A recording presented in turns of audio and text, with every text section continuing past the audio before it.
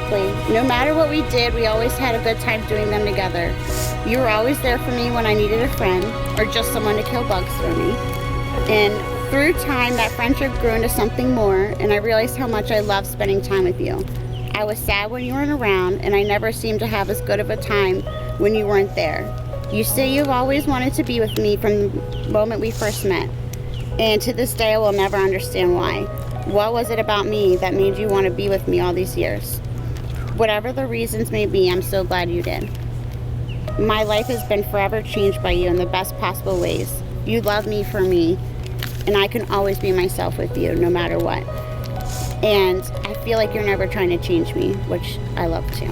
And I love our life together, the family we've made with Abigail, and I wouldn't change any minute of it, like at all, for the world. And I feel like the luckiest girl today because I not only get to marry the love of my life, but I get to marry my best friend.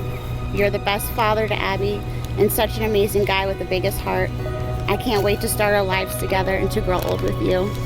I promise to always be your equal. I promise to always try and listen to what you say and hear you out before speaking. I promise to root for your favorite sports teams, even though I could truly care less who wins. I promise to try and not nitpick or argue over little things. I do not, however, promise to always be on time. Let's be honest, that would be a lie. I do promise to always work on our relationship, even if things get bad. You are my best friend and my true love. I promise you now in front of God, all our family and friends, that I will always be faithful to you and love you and all the good times and the bad every day for the rest of our lives until death do us part. Mine are gonna suck. That's gonna be mine. Mine are gonna be working so bad.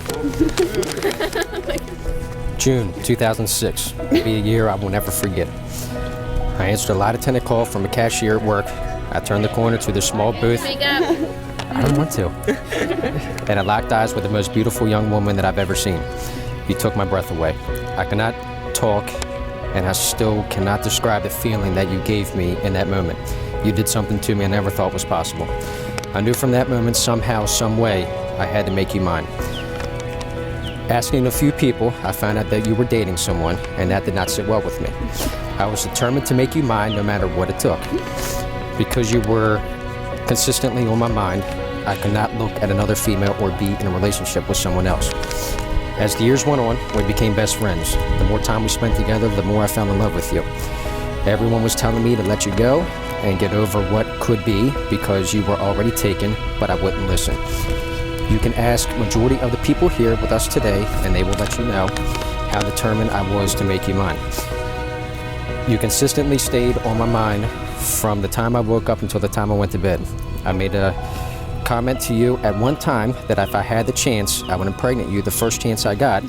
That way I would have you for at least 18 years, but hopefully for a lifetime. Well, look where we are today. I never gave up, and by God's grace, I got the woman that was always on my mind.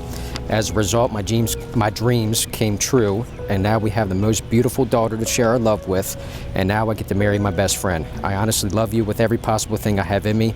I cannot wait to be your husband and spend the rest of my life with you and see what the future holds. I love you.